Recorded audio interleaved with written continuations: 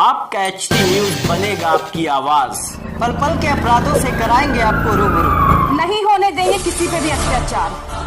हम हैं आपके साथ और देखते रहिए एचटी। नमस्कार, मैं एकता और आप देख रहे हैं हंगामा टाइम्स न्यूज। लखनऊ का मौसम हुआ और सर्द, झमझमाती हुई बारिश ने मौसम को और किया सुहाना। देखिए लखनऊ की झमझमाती बारिश का एक खूबसूरत नजारा और लखनऊ के कई इलाकों में हुई जमकर बारिश।